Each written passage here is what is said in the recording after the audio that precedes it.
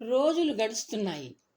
తనకు కావలసిన సమాధానం కోసం, అందిరావలసిన పరిష్కారం కోసం ధ్యానకాంతిలో వెతుకుతూ ఉండిపోయింది సంజ్ఞ. ప్రాతకాలం సంజ్ఞ ధ్యానం ఆపి సరోవరం వైపు బయలుదేరింది. ఆమెలో సర్వకాలాలలో సర్వావస్థల్లో మెదులుతూ ఉండే అంశం ఒక్కటే. తనకు ఇప్పుడు అత్యవసరంగా తనలాంటి స్త్రీ ఒకటి కావాలి. సంజ్ఞ సరస్సు గట్టున నిల్చుని అందంగా వికసిస్తున్న కన్యతామరలను చూస్తూ ఉండిపోయింది. సరస్సులో నీరు నిర్మలంగా నిశ్చలంగా ఉంది. తామర పక్కనే తన ప్రతిబింబం నీటిలోంచి తన వైపు చూస్తోంది. సంజ్ఞ అప్రయత్నంగా చిరునవ్వు నవ్వింది. నీటిలో ప్రతిబింబం చిరునవ్వు నవ్వింది. గాలికి కదిలిపోతూ స్థానభ్రంశం చెందుతున్న పైటను సర్దుకుంది సంజ్ఞ. సరస్సులో ప్రతిబింబం పైట సర్దుకుంది. తనలాగే ఉన్న నీటిలో నీడ తాను ఏం చేస్తే అది చేస్తోంది. ఉన్నట్టుండి సంజ్ఞ గుండె వేగంగా ప్రతిస్పందించడం ప్రారంభించింది. తనలాగే ముమ్మూర్తులా తనలాగే ఉన్న స్త్రీ తన ముందే ఉంది, తనతోనే ఉంది. అయితే దానికి, తన ప్రతిబింబానికి వ్యక్తిత్వము లేదు. తను ఉంటే అది ఉంటుంది, తను కదిలితే అది కదులుతుంది. అంతే. అంతేనా?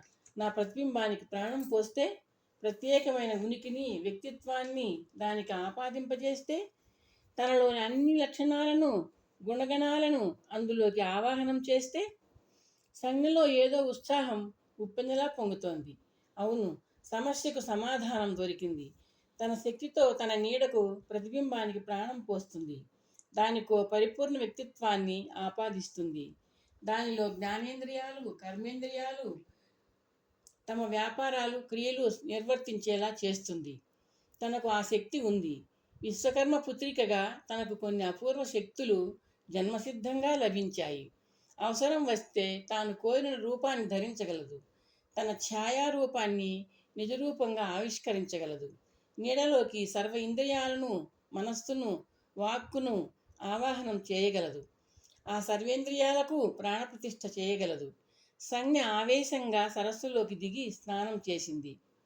వెలికి వచ్చి తాను తపస్సు చేసిన చోటికి బయలుదేరింది. సరోవరం వద్దకు వచ్చినప్పుడు తన వెనక వైపున ఉంటూ తనను అనుసరించిన నీడ ఇప్పుడు ముందు నడుస్తూ తనకు దారి చూపుతోంది. సంజ్ఞ ఆగింది. ఆలోచిస్తూ సరోవరంలోని నీటిని చేతుల్లోకి తీసుకుంది. వెనుతిరిగింది. తనలాగా నిలుచున్న నీడను చూస్తూ ఏదో సంకల్పించింది. చేతిలోని నీటిని నీడ మీద చల్లింది. మరుక్షణం ఆ నీడ తన రూపంతో, తనలాగా రక్తమాంసాలతో నిలుచుంది. తనను తాను నిలువుటద్దంలో చూసుకుంటున్న అనుభూతి కలుగుతోంది సంజ్ఞకు. ప్రశ్నార్థకంగా తననే చూస్తున్న ఆ ప్రతిరూపాన్ని సంజ్ఞ చిరునవ్వుతో చూసింది. నువ్వు నా ప్రతిరూపానివి, సంజ్ఞ అంది. ఆమెను సరస్సు వద్దకు లాగుతూ, నీటిలో మన ప్రతిబింబాలను చూడు అంది. ఓహ్, ఇద్దరం ఒక్కలాగే ఉన్నాం, ప్రతిరూపం ఉత్సాహంగా అంది. సంజ్ఞ చిరునవ్వుతో తల ఊపింది. నా పేరు? ప్రతిరూపం అడిగింది. తన కంఠస్వరాన్ని విన్న సంజ్ఞ అబ్బురపడకుండా ఉండలేకపోయింది. నువ్వు నా ప్రతిబింబానివి, నా నీడవు, అంటే నా ఛాయ అయిన కారణంగా నీకు ఛాయ అని పేరు పెడుతున్నాను. నా పేరు సంజ్ఞ. నాకు ప్రాణప్రతిష్ఠ చేశావు. ఎందుకు? ఛాయ ప్రశ్నించింది. నువ్వు నా ప్రతిరూపానివి. నా స్థానంలో నా భర్త అయిన సూర్యుడి పత్నిగా, నా బిడ్డలైన వైవస్వతుడికి, యముడికి, యమికి తల్లిగా నటించాలి. ఆ నటనలో నీవు జీవించాలి. నేను ఈ అరణ్యంలో తపస్సులో మునిగిపోతాను. ఛాయ నవ్వింది. నేను నీలాగా ఉన్నాను. నీ భర్త వద్ద, సంతానం ముందు నీలాగే ఉంటాను. అలా ఎంతకాలం ఉండాలి? శాశ్వతంగా, సంజ్ఞ అంది. శాశ్వతంగా నా భర్తతో సుఖిస్తూ, శారీరక మానసిక ఆనందాలు పొందుతూ ఉండిపోవచ్చు. నువ్వైతే ఒక నిబంధన. ఏమిటది? ఛాయ అడిగింది. నా భర్తను నీ భర్తగా స్వీకరించినట్టే నా బిడ్డలను నీ బిడ్డలుగా స్వీకరించి ప్రేమాభిమానాలతో పెంచాలి. నువ్వు నా ప్రాణదాత్రివి సంజ్ఞ. ఈ శరీరం, ఈ మనస్సు అన్నీ నీవే. నీ మాట జవదాటను. నీ భర్తకు భార్యగా, నీ బిడ్డలకు తల్లిగా నటించడం కాదు, జీవిస్తాను. ఛాయ నవ్వుతూ అంది. సంజ్ఞ ఛాయ వైపు ప్రేమగా చూసింది. నిన్ను చూస్తుంటే నాకు ముచ్చట వేస్తోంది ఛాయ. నా పోలికలతో నా కవలగా జన్మించిన నా చెల్లెలివేమో అనిపిస్తోంది. నాకు అలాగే అనిపిస్తోంది సంజ్ఞ. నువ్వు నా అక్కవి, నేను నీ చెల్లిని, ఇద్దరం ఒకే పోలికతో పుట్టాం అని నాకు నిజంగా అనుభూతి కలుగుతోంది. ఛాయ చిరునవ్వుతో అంది. సంజ్ఞ ప్రేమగా ఛాయ చేతిని పట్టుకుంది. రా ఛాయ, వెళ్దాం. నేను తపస్సు చేసే ప్రశాంత స్థలంలో కూర్చుని మాట్లాడుకుందాం. ఇద్దరూ అన్యోన్యంగా నడుస్తున్నారు. సంజ్ఞ ఛాయ ఎదురెదురుగా కూర్చున్నారు. ఛాయ, నువ్వు నా ప్రతిబింబమన్న సంగతి భవిష్యత్తులో బయటపడకుండా ఉండాలంటే మనకు సంబంధించిన అంటే నాకు సంబంధించిన విషయాలు అన్నీ నీకు తెలియాలి. తెలియడమే కాకుండా ఆ విషయాలు నీకు హృదయగతం కావాలి, రక్తగతం కావాలి అంది సంజ్ఞ. ఒక్కసారి వింటే చాలు, అవి నాకు రక్తగతం అయిపోతాయి. ఛాయ నవ్వుతూ అంది. తనలాగే తక్షణం ప్రతిస్పందిస్తూ సూటిగా మాట్లాడుతున్న ఛాయను తృప్తిగా చూస్తూ ఇలా అంది సంజ్ఞ. నేను విశ్వకర్మ కుమార్తెను, ఆయన వసుపుత్రుడు, దేవశిల్పి. సంజ్ఞ పరిచయ ప్రభావం ప్రారంభించింది. నువ్వు కాదు సంజ్ఞ, నేను. ఛాయ అడ్డు తగులుతూ చిరునవ్వుతో అంది. నేను విశ్వకర్మ పుత్రికను, నాకు సంబంధించిన విషయాలు చెప్పు. సంజ్ఞ అర్థం చేసుకున్నట్లు నవ్వింది. నిన్ను విశ్వకర్మ దంపతులు కశ్యప ప్రజాపతి, అదితి దంపతుల పుత్రుడు సూర్యునికి కన్యాదానం చేశారు. నీకు నీ భర్త సూర్యుడి వల్ల వైవస్వతుడు, యముడు అనే ఇద్దరు కుమారులు, యమి అనే కుమార్తె కలిగారు. నీ భర్త శరీరం నుండి నిరంతరం వెలువడే వేడిని వెలుతురిని భరించలేక నువ్వు కొన్ని రోజుల క్రితం నీ పుట్టింటికి వెళ్ళావు. అర్థమవుతోంది కదా? ఛాయ నవ్వింది, సందేహానికి అవకాశం లేకుండా. అంటే నువ్వు వెళ్ళావని భావం. సరే చెప్పు. ఆయన వేడిమిని వెలుగును తట్టుకోవడానికి అవసరమైన మానసిక శక్తిని, శారీరక సంసిద్ధతను సమకూర్చుకొని సూర్యమందిరానికి తిరిగి వెళ్తున్నావు. వెళ్ళి నీ స్థానంలో సూర్యపత్నిగా రాణిస్తూ నీ బిడ్డలను నా బిడ్డలలాగే చూసుకుంటాను. ఛాయ నవ్వింది. ఏకాంతంలో ఆయనతో ఏ విధంగా మసులుకోవాలో నీకు వివరిస్తాను. తదనంతరం నువ్వు సూర్యమందిరానికి వెళ్ళు అంటూ చెప్పసాగింది సంజ్ఞ. సంజ్ఞ ద్వారం ముందు నిల్చున్న ఛాయను చూడగానే ఆశ్చర్యానందాలతో అన్నాడు సూర్యుడు.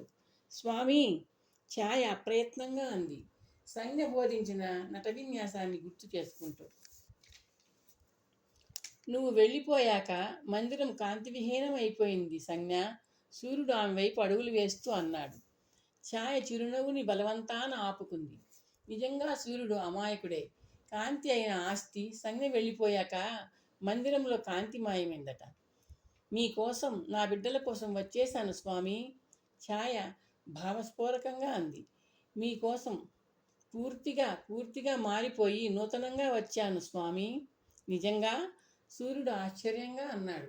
ఆశగా ఆమెనే చూస్తూ రెండు చేతుల్ని ఎడంగా చాచాడు. ఛాయ వేగంగా వచ్చి ఆయన చేతుల మధ్య ఇమిడిపోయింది. సూర్యుడిలోని అనురాగం ఆమెను దగ్గరగా తీసుకుంది. తన్మయత్వంతో ఉండిపోయాడు సూర్యుడు. అవును, సంజ్ఞ తాను చెప్పినట్లు తనను పరివర్తింప చేసుకుని సర్వసిద్ధంగా తన లోగిలిలోకి, తన కౌగిలిలోకి తిరిగి వచ్చింది. తన వేడిమిని వెలుగును భరించే శక్తిని సమీకరించుకుని వచ్చింది. అందుకే తన గాఢ పరిష్వంగనలో ఆమె శరీరం కంపిస్తోంది. సంజ్ఞ. సూర్యుడు తన ఛాతీ మీద ఆనిన ఆమె ముఖంలోకి చూస్తూ అన్నాడు. స్వామి, ఇంక ఎప్పుడూ నన్ను వదిలి వెళ్ళకూడదు. అలాగే ఇంకెప్పుడూ నాకు దగ్గరగా ఉంటూ దూరంగా ఉండకూడదు. సూర్యుడి కంఠంలో భావోద్వేగం వణికింది. ఛాయ సూర్యుడిని చుట్టిన తన చేతులతో ఆయనకు సమాధానం చెప్పింది. అమ్మా. చిన్న బాలిక పిలుపు ఛాయను హెచ్చరించింది.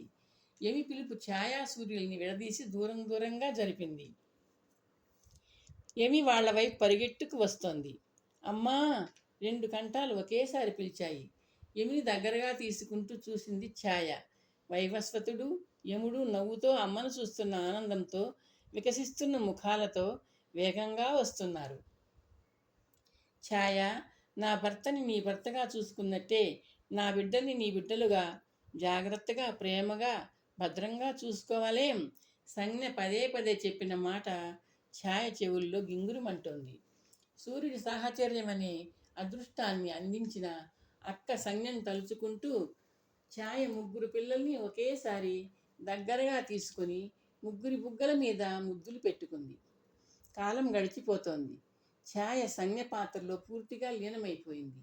సూర్యుడిని తన భర్తగా స్వీకరించి అతనితో సుఖిస్తూ సంజ్ఞ సంతానాన్ని తన సంతానంగా చూసుకుంటూ హాయిగా కాలం వెళ్ళబుచ్చుతూ ఉండిపోయింది. సూర్యుడు ప్రస్తుత సంజ్ఞ సత్య సంజ్ఞ కాదని, ఛాయ అని లేశమాత్రం కూడా సందేహించకుండా ఆనందంగా ఉన్నాడు. ఇలా ఉండగా నారదుడు మహావిష్ణువు దర్శనానికి వెళ్ళాడు. లక్ష్మీ విష్ణువులకు వందనాలు అర్పించాడు. నారదా, నువ్వు ఇక్కడికి వస్తే బాగుండేదని నాకు అనిపించింది.